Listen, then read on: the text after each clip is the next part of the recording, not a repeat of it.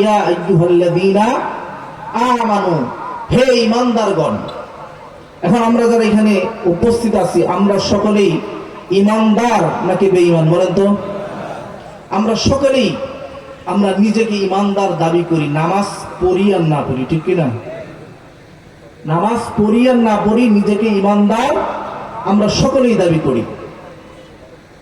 আল্লাহ রাসূল সাল্লাল্লাহু আলাইহি ওয়াসাল্লাম বলেছেন, লা দীনা লিমান লা সালাতা লাহু, যার সালাত নাই, যার নামাজ নাই, তার কোনো ধর্ম নাই, তার কোনো দিন নাই। অন্য হাদিসে আল্লাহ রাসূল সাল্লাল্লাহু আলাইহি ওয়াসাল্লাম ফরমান, হযরত আবু সাঈদ আল খুদরি রাদিয়াল্লাহু তাআলা আনহু থেকে বর্ণিত, যে ব্যক্তি কোন কারণ ছাড়া অযথাই নামাজ ছেড়ে দিল, ওই লোকটা যেন প্রকাশ্যে কাফের হয়ে গেল, বলেন নাউজুবিল্লাহ। সুতরাং যার নামাজ নাই তার দিন নাই। নামাজ হচ্ছে এমন একটা জিনিস, মুমিন আর কাফেরের মধ্যে পার্থক্য হচ্ছে নামাজ, আল্লাহর বান্দা আর কাফেরের মধ্যে পার্থক্য হচ্ছে নামাজ। যে সালাত কায়েম করলো, সালাত আদায় করলো, ওই লোকটা ঈমানদার বলে নিজেকে দাবি করতে পারবে। আর যে সালাত পড়লো না, সালাত কায়েম করলো না, ওই লোকটা নিজেকে ঈমানদার দাবি করতে পারবে না, ঠিক কিনা? আমাদের ঈমান আল্লাহর থেকেও মানুষের প্রতি সবচেয়ে বেশি। এটার উদাহরণ হচ্ছে এমন, আমাদের মধ্যে অনেক যুবক ভাইরা আছে যারা অবৈধ সম্পর্কের সাথে জড়িত। তাদের বান্ধবী যদি রাত 2টা 2:30টার দিকেও বলে, আমার জন্য অমুক জায়গায় গভীর রাত 1টার দিকে 2টার দিকে গোলাপ ফুল নিয়ে আসতে হবে, আমার যুবক ভাই গভীর রাতেও তার বান্ধবীর জন্য গোলাপ ফুল নিয়ে যাবে কি যাবে না? আওয়াজ দিয়ে বলেন, যাবে কি যাবে না? কিন্তু অত্যন্ত দুঃখজনক বিষয়, ফজরের আযান দেয়, মসজিদের পাশে মসজিদ, মুয়াজ্জিন আহ্বান করে, হাইয়া আলাস সালাত, হাইয়া আলাল ফালাহ, সালাতের দিকে আসো, কল্যাণের দিকে আসো। কিন্তু আমার যুবক ভাই বিছানা থেকে উঠে মসজিদে আসতে পারে না। সুতরাং বোঝা গেল, আল্লাহর প্রতি যতটুকু বিশ্বাস আছে, ঈমান আছে, আল্লাহর প্রতি যতটুকু ভালোবাসা আছে, তার থেকে বেশি ভালোবাসা তার বান্ধবীর প্রতি, ঠিক কিনা? এরপরে যারা আমরা আরেকটু সিনিয়র পার্সন আছি, তাদের বিষয়টা একটু লক্ষ্য করেন। বিকাল 4টার দিকে রাজনৈতিক সমাবেশের জন্য নেতা ডাক দিয়েছে, অমুক ময়দানে অমুক সময় আসতে হবে। ঠিক সময়ে কর্মী নেতার অনুষ্ঠানে চলে গেছে, কিন্তু একটু পরেই আসরের সালাতের আযান মসজিদে হয়ে গেছে। ওই কর্মী নামাজে যায় নাই, আল্লাহর ডাকে সাড়া দেয়নি, কিন্তু নেতার ডাকে ঠিকই সাড়া দিছে, ঠিক কিনা? সুতরাং বোঝা গেল, আল্লাহর প্রতি ভালোবাসার থেকে, আল্লাহর প্রতি ঈমানের থেকে তার ঈমান, তার বিশ্বাস, তার ভালোবাসা ওই নেতার প্রতি বেশি, ঠিক কিনা? আমাদের মধ্যে এমন অনেক হতভাগা আছে, অনেক কপাল পোড়া আছে। ডাক্তার বলছে ফজরের সময় 5টা থেকে উঠে 5টার দিকে উঠে হাঁটা শুরু করা লাগবে, ডায়াবেটিস। এই কপাল পোড়া ফজরের আগেই উঠে হাঁটা শুরু করে, কিন্তু দুঃখজনক বিষয় হলো তার ঈমান, তার বিশ্বাস তাকে মসজিদ পর্যন্ত নিয়ে যেতে পারে না। এই হচ্ছে আমাদের ঈমানের অবস্থা। শোনো তো ভাইরা, এজন্য যে সালাত পড়লো, যে নামাজ পড়লো, সে নিজেকে ঈমানদার দাবি করতে পারবে, নতুবা ঈমান থেকে বের হয়ে যাওয়া লাগবে, ঠিক কিনা? এরপরে ঈমানদার হতে হলে সর্বপ্রথম যেই জিনিসটার দরকার সেটা হচ্ছে কালেমা, সেটা হচ্ছে আল্লাহর একত্ববাদের ঘোষণা দেওয়া। আমরা সকলেই কালেমাওয়ালা মুসলমান, আমরা সকলেই কালিমা পড়ছি, লা ইলাহা ইল্লাল্লাহু মুহাম্মাদুর রাসূলুল্লাহ।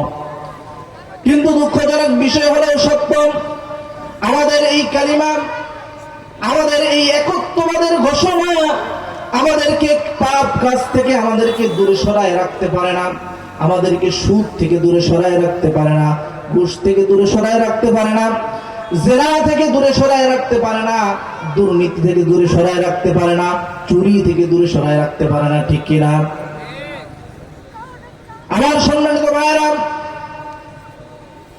বলছিলাম যার সালাত নাই, যার তার দিন নাই, যে সালাত পড়লো না সে ঈমান থেকেই বের হয়ে গেল।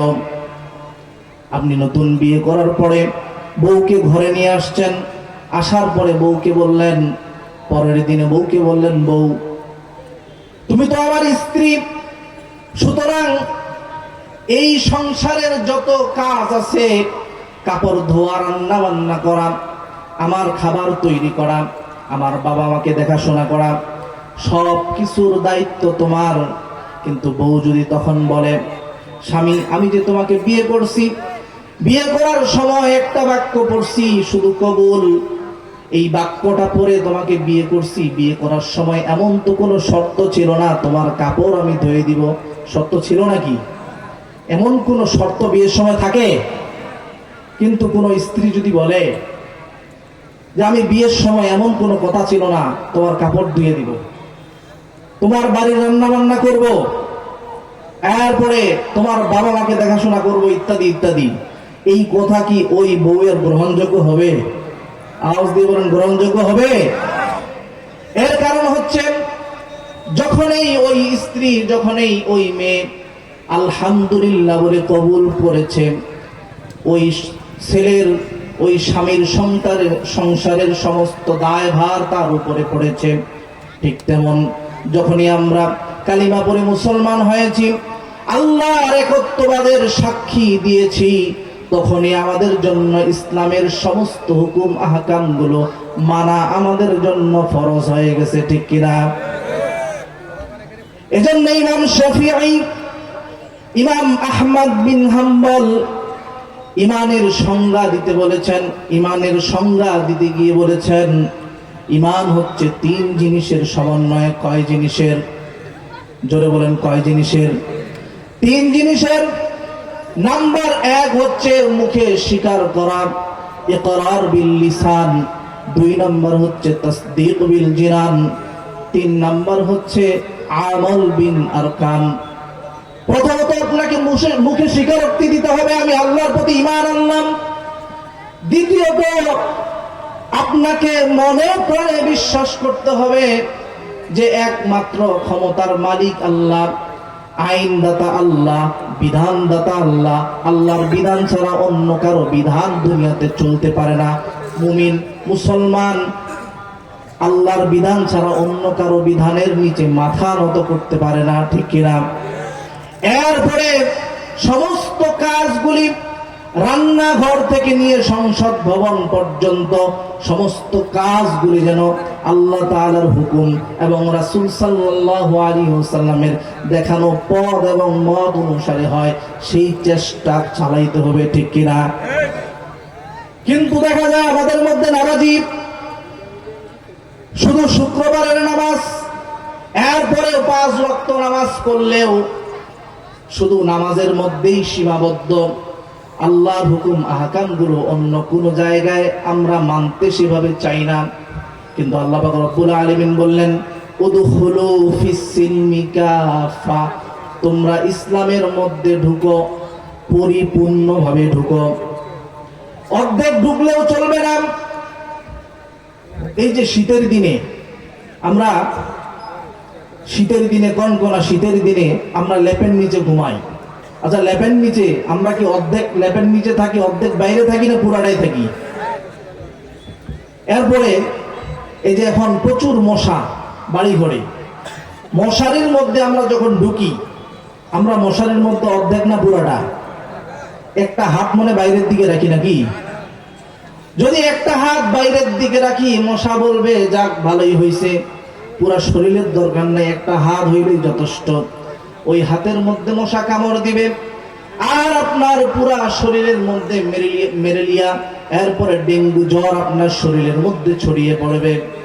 সুতরাং আল্লাহ পাক রব্বুল আলামিন বললেন, উদখুলু ফিস সিলমি কাফা, ওহে ইমানদারেরা, ওহে বিশ্বাসীরা, তোমরা ইসলামের মধ্যে ঢুকো পুরোটাই, অর্ধেক ঢুকলে চলবে না, অর্ধেক ঢুকলেই বিপদ আছে, অথবা কিছু মানছ আর কিছু মান নাই, এমন করলে বিপদ আছে। আল্লাহ পাক রব্বুল আলামিন এজন্য আমাদেরকে পরিপূর্ণরূপে ইসলামের মধ্যে দাখিল হতে বললেন। আর বললেন শয়তানের পদাঙ্ক অনুসরণ করো না। আল্লাহ পাক রব্বুল আলামিন জানেন বান্দা যখন আমার বিধানের প্রতি পরিপূর্ণভাবে ঢুকবে না, তখনই শয়তান তাকে ধোঁকা দিবে, ঠিক কিনা? আমরা অনেকেই আছি ইসলামটাকে শুধুমাত্র মসজিদের মধ্যে মানতে চাই, বাড়িতে ইসলাম নাই, স্ত্রীর মাঝে ইসলাম নাই, সন্তানের মাঝে ইসলাম নাই, আমাদের রাজনৈতিক জীবনে ইসলাম নাই, পারিবারিক জীবনে ইসলাম নাই। ইসলাম শুধু মসজিদ আর মাদ্রাসার মধ্যে সীমাবদ্ধ করে রাখছি। ইমাম সাহেব যদি বলেন এই মসজিদ আল্লাহর ঘর, এই মসজিদ চলবে আল্লাহর আইন দিয়ে, মসজিদের সভাপতি, সেক্রেটারি সহ অন্যান্য যারা আছে সবাই বলবে হুজুর আপনার কথা একেবারে ঠিক আছে, কারণ মসজিদ আল্লাহর ঘর, মসজিদ চলবে আল্লাহর আইন দিয়ে, বলবে কি বলবে না? কিন্তু ওই একই ইমাম সাহেব যদি বলেন আলা লাহুল খালকু ওয়াল আমরু তাবারাকাল্লাহু রাব্বুল আলামিন, এই জমিন, এই আসমান এবং জমিনের মধ্যবর্তী জায়গায় যা কিছু আছে সব হচ্ছে আল্লাহ তাআলার সৃষ্টি, আমরাও আল্লাহ তাআলার সৃষ্টি, যত মাখলুকাত আছে সব কিছু আল্লাহ তাআলার সৃষ্টি, সুতরাং সৃষ্টি যার, আইন চলবে তার। এই কথা বলার পরে পরে মসজিদের সভাপতি আর সেক্রেটারি আবার অন্যান্য যত কমিটি আছে সবাই বলবে হুজুর মসজিদের রাজনীতি করা যাবে না। আছে না নাই? আল্লাহ পাক রব্বুল আলামিন পবিত্র কালামুল্লাহ শরীফে অসংখ্য আয়াত নাযিল করেছেন, যেগুলো সরাসরি রাজনীতির আয়াত। কিসের আয়াত? আমরা নেতা খেতা, আমরা তো কোরআনে রাজনীতি খুঁজে পাই না, আমরা বলি কোরআনের সাথে রাজনীতির কোনো সম্পর্ক নাই, বলি কি বলি না? এরপরে আমরা বলি শরিয়া আইন আমরা মানি না, শরিয়া আইন দিয়ে আমরা দেশ চালাতে চাই না, বলে কি বলে না কিছু নেতা? আমি তাদেরকে বলবো আল্লাহ পাক রব্বুল আলামিন পবিত্র কালামুল্লাহ শরীফের সূরা মায়েদার মধ্যে বলছেন আস-সারিকু ওয়াস-সারিকাতু ফাকতাউ আইদিয়াহুমা জাযাআম বিমা কাসাবা নাকালাম মিনাল্লাহ। আল্লাহু আকবার। চোর যদি ধরা পড়ে, চোর পুরুষ হোক অথবা মহিলা হোক, সাক্ষী প্রমাণে ধরা পড়ার পরে চোরের ডান হাত তোমরা কেটে দাও। বিধানকার? বিধানকার। এখন এই কোরআনের বিধান, কোরআনের আইন, কোরআনের নিয়ম যদি আপনি বাস্তবায়ন করতে চান, আপনি আমি কি বাস্তবায়ন করতে পারবো নাকি? মনে করেন আপনার এলাকায় একটা চোর ধরা পড়ছে, আপনার এলাকার ইমাম সাহেব আল্লাহওয়ালা মানুষ বলল যে এই চোরের শাস্তি হবে কোরআন দিয়া। ওই ইমাম সাহেবের নেতৃত্বে যদি ওই চোরের হাত কেটে দেওয়া হয়, পরের দিন দেখা যাবে ওই চোরের ওই ইমাম সাহেব আর বাইরে নাই, ইমাম সাহেব চলে গেছে জেলখানায়, ঠিক কিনা? সুতরাং আমাদের কারো ক্ষমতা নাই এই কোরআনের আইন বাস্তবায়ন করার। আইন পাস হয়, আইন বাস্তবায়ন হয় যেখানে, আমাদেরকে সেই জায়গায় এই কোরআনটাকে বসাতে হবে, ঠিক কিনা? সুতরাং যারা বলে কোরআনে রাজনীতি নাই, কোরআনে আপনার কি বলে রাজনীতির কোনো আয়াত নাই, রাজনীতির কোনো বিধান নাই, তাদেরকে বলি ভাইয়েরা আপনারা কোরআন পড়েন, কোরআন বুঝার চেষ্টা করেন, অন্তত একটা বার হলেও কোরআনের শুরু থেকে শেষ পর্যন্ত বাংলা সরল অনুবাদটা পড়েন, ঠিক কিনা? কিচ্ছু জানে না, আপনার মাটির মধ্যে শোয়া, শীত করে শোয়া যদি আধা ঘন্টা পেটের মধ্যে পারান, সূরা ফাতিহাটা শুদ্ধ করে বলতে পারবে না, ঠিক কিনা? কিন্তু দেখবেন ইমাম সাহেবের তাফসীর মাহফিলের বক্তাদের ভুল ধরে, আসে না নাই? আমরা তাদেরকে সতর্ক করতে চাই। এখন আর 5 আগস্টের আগের দিন নাই, ঠিক কিনা? এখন মুসলমানরা অনেক সতর্ক, অনেক সজাগ। সুতরাং কোরআনের মাহফিলে বাধা দিতে আসলে, কোরআনের বক্তাদেরকে জ্ঞান দিতে আসলে আপনাদের এমন অবস্থা করা হবে, জুতা পেটা করা হবে প্রয়োজনে, ঠিক কিনা? আমার সম্মানিত ভাইয়েরা, এরপরে আল্লাহ পাক রব্বুল আলামিন অন্য আয়াত নাযিল করলেন, আয-যানিয়াতু ওয়াজ-যানি ফাজলিদু কুল্লা ওয়াহিদিন মিনহুমা মিআতা জালদা। যারা জিনাকারী হবে, এই জিনাকারীদের শাস্তি কোরআন দিয়ে দাও। যদি সাক্ষী প্রমাণে ধরা পড়ে, তাদের অপরাধ অনুযায়ী কাউকে মৃত্যুদণ্ড, কাউকে 80 বেত্রাঘাত করার বিধান এই কোরআনে আছে না নাই? সুতরাং যারা বলবে এই কোরআনে রাজনীতি নাই, রাজনীতির আয়াত নাই, তাদেরকে বলি ভাই আসেন, বসেন, আমরা কি বুঝাই, কি বোঝানোর চেষ্টা করি, আপনারা মনোযোগ দিয়ে শুনেন। শোনার পরে এই মন নিয়ে বসবেন যে 5 যোগ করলে 10 হয়, কয় হয়? এখন যদি আপনি মন নিয়ে বসেন যে 5 যোগ করলে 12 হয়, মুফাসসির বক্তা 2 ঘন্টা 3 ঘন্টা সুন্দর ধারাবাহিক আলোচনা করলো, কোরআন দিয়ে, হাদিস দিয়ে, কোরআনের দলিল দিয়ে, হাদিসের দলিল দিয়ে, কিন্তু শেষ সময় আপনি মাইক পায়া বললেন, হুজুর আপনার ওয়াজটা মোটামুটি পুরাই রাজনীতি। এরকম অনেক মাহফিলে হয় কি হয় না? ওই নেতাদেরকে বলবো, নেতা কোরআন পড়েন, কোরআন বুঝেন। যদি কোরআন না পড়েন, না বুঝেন, সমস্যা নাই, আমাদের তাফসীর মাহফিলগুলোতে আসেন, বসেন এবং শুনেন, বোঝার চেষ্টা করেন। কিন্তু এখন তো দেখা যায় অনেক নেতা আছে তাফসীর মাহফিলে আসতেই চায় না, ওই জায়গায় রাজনীতি হবে, বলে কি বলে না? আল্লাহ পাক রব্বুল আলামিন সূরা হামিম আস-সাজদার মধ্যে বলেন, وقال الذين كفروا لا تسمعوا لهذا القرآن والغوا فيه لعلكم تغلبون। আর যারা অস্বীকারী, যারা কাফের, তারা এই কোরআনের আওয়াজ যখন তাদের কানে যাবে, যখন কোরআনের তাফসীর মাহফিলের মাইকিং, পোস্টারিং তারা শুনবে, তখনই প্রথমেই বলে দিবে যে ওই জায়গায় রাজনীতি হয়, বলে কি বলে না? এরপরে আরো কিছু শ্রেণীর ব্যক্তি আছে, আল্লাহ পাক রব্বুল আলামিন তাদের ব্যাপারে সূরা নিসার 61 নম্বর আয়াতে বললেন, وَإِذَا قِيلَ لَهُمْ تَعَالَوْا إِلَى مَا أَنزَلَ اللَّهُ وَإِلَى الرَّسُولِ رَأَيْتَ الْمُنَافِقِينَ يَصُدُّونَ عَنكَ صُدُودًا। আল্লাহ পাক রব্বুল আলামিন তার রাসূলকে বললেন, ওয়াইদা কিলা লাহুম তাআলাউ, হে রাসূল আপনি যখন আমার সত্য বিধানের দিকে মানুষদেরকে ডাকবেন, আপনি দেখবেন কিছু মানুষ আপনার ডাকে সাড়া না দিয়ে তারা পিছন ফিরে চলে গেছে। হে নবী আপনি বুঝে নেবেন, রাআইতাল মুনাফিকিনা ইয়াসুদ্দুনা আনকা সুদুদা, তারা হচ্ছে টাটকা পাক্কা মুনাফিক। আর আল্লাহ পাক রব্বুল আলামিন যারা মুমিন, যারা ঈমানদার, তাদের ব্যাপারে সূরা আনফালের মধ্যে বললেন, ইন্নামাল মুমিনুনা আল্লাযীনা ইযা যুকিরাল্লাহ ওয়াজিলাত কুলুবুহুম ওয়া ইযা তুলিয়াত আলাইহিম আয়াতুহু যাদাতহুম ঈমানান ওয়া আলা রাব্বিহিম ইয়াতাওয়াক্কালুন। আল্লাহু আকবার।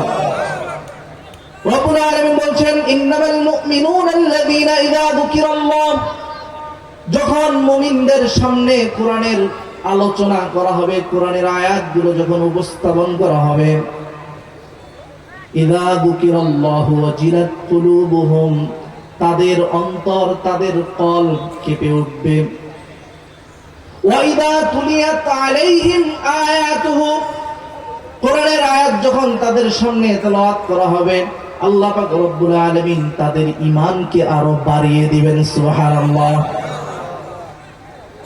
ইযা তুলিয়াত আলাইহিম আয়াতুহু যাদাতহুম ঈমানাও ওয়া আলা রাব্বিহিম ইয়াতাওয়াক্কালুন। এবং এই সমস্ত ঈমানদার বান্দারা সব কিছুতে একজনের উপর ভরসা করবে, তিনি হচ্ছেন আল্লাহ। তিনি কে?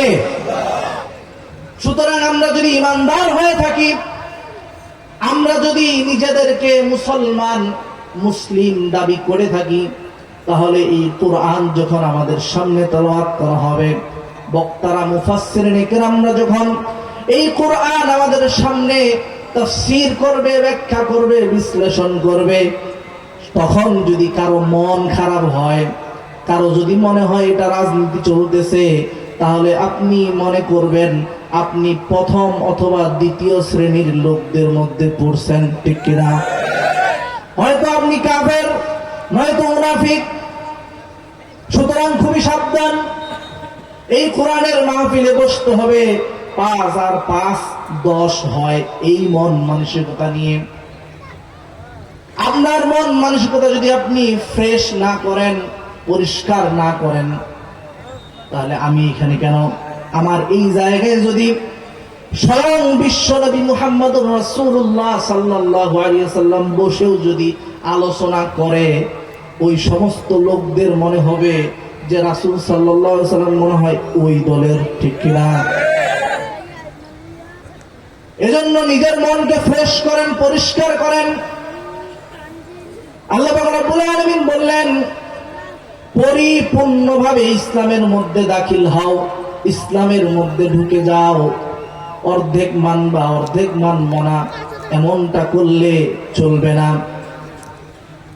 এই কোরআন আর আল্লাহর বিধান, আল্লাহর বিধান দিয়ে, কোরআন দিয়ে নামাজ পড়লাম, কোরআন দিয়ে রোজা রাখলা, কোরআন দিয়ে হজ করলা, কোরআনের বিধান অনুযায়ী যাকাত দিলা, কিন্তু এই কোরআন দিয়ে তোমার পারিবারিক জীবন, রাষ্ট্রীয় জীবন তুমি সাজালে না।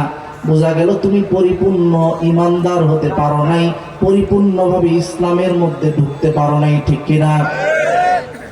আল্লাহ পাক রব্বুল আলামিন এই বিধানটা নাজিল করেছেন শুধুমাত্র মসজিদ আর মাদ্রাসার জন্য না। মানুষ মারা যাবে, 3 দিন পরেই কোরআন মাদ্রাসার ছাত্রদেরকে নিয়ে আসে পড়ানো হবে, এরপরে খাওয়া দাওয়া করে শেষ। এই জন্য আল্লাহ পাক রব্বুল আলামিন শুধুমাত্র কোরআন নাজিল করে নাই। রব্বুল আলামিন বলছেন, ওয়ামান লাম ইয়াহকুম বিমা আনজালাল্লাহু ফাউলাইকা হুমুয যালিমুন।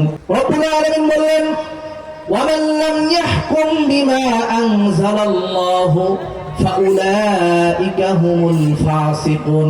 যারা এই কোরআন দিয়ে বিচার ফয়সালা করবে না, তারা হচ্ছে ফাসিক। কথাকার? আওয়াজ দিয়ে বলেন কথাকার? যারা এই কোরআন দিয়ে বিচার ফয়সালা করবে না, আল্লাহ পাক রব্বুল আলামিন বলেন তারা হচ্ছে জালিম। এরপরে আল্লাহ পাক রব্বুল আলামিন বলছেন, ওয়ামান লাম ইয়াহকুম বিমা আনজালাল্লাহু ফাউলাইকা হুমুল কাফিরুন। যারা এই কোরআন দিয়ে বিচার ফয়সালা করবে না, তারা হচ্ছে কাফের। কথাকার? এখন আপনাদের কাছে প্রশ্ন রাখি, স্বাধীনতার পর থেকে এখন পর্যন্ত 54 বছর চলতেছে, আপনি বলেন তো এই কোরআন দিয়ে একদিনও বাংলাদেশ পরিচালিত হয়েছে নাকি? তাহলে যারা সংসদে ছিল, যারা দায়িত্বে ছিল, তারা কি সবাই হিন্দু আর বৌদ্ধ আর খ্রিস্টান ছিল নাকি? তারাও মুসলমান ছিল, কিন্তু তারা এই কোরআনটাকে মানত শুধু নামাজের সময়, শুধু রোজা রাখার জন্য রোজা রাখার সময় কোরআন মানত, শুধু হজ করত এই কোরআন দিয়ে, যাকাত দিত এই কোরআন দিয়ে। কিন্তু পার্লামেন্ট অর্থাৎ আল্লাহ পাক রব্বুল আলামিন যে বললেন এই কোরআন দিয়ে তোমরা আইন পাশ করো, বিধান নাজিল করো, এই কোরআন দিয়ে বিধান নাজিল করা হয়নি, আইন পাশ করা হয়নি। কথা বলেন ঠিক কিনা? মানুষের তৈরি যত মতবাদ আছে, এই মতবাদ দিয়ে কখনো আমাদের দেশে শান্তি প্রতিষ্ঠা করা যাবে না, ঠিক কিনা? শান্তি যদি প্রতিষ্ঠা করতেই হয়, আল্লাহর প্রেরিত বাণী একমাত্র আল কোরআন দিয়ে শান্তি প্রতিষ্ঠা হবে, ঠিক কিনা? যার প্রমাণ হচ্ছে, যার নজির হচ্ছে বাংলাদেশের স্বাধীনতা থেকে এখন পর্যন্ত 54 বছর, ঠিক কিনা? আমার সম্মানিত ভাইরা, এজন্য এই কোরআনটা আল্লাহ পাক রব্বুল আলামিন আমাদেরকে আমাদের জীবনের রান্নাঘর থেকে শুরু করে সংসদ পর্যন্ত এই কোরআন মানতে বলেছে, ইসলামের মধ্যে পরিপূর্ণ ঢুকতে বলেছে। অর্ধেক ঢুকলাম আর নিজেকে ইমানদার দাবি করলাম, এটা চলবে না। এজন্য আমরা চাই আল কোরআন দিয়ে আগামীতে আমাদের সংসদটা আমরা গঠন করব, ঠিক কিনা? আমরা আগামীর সংসদ, আগামীর পার্লামেন্ট এমন পার্লামেন্ট চাই যেই সংসদ আল কোরআনের বিধান দিয়ে পরিচালিত হবে, ঠিক কিনা?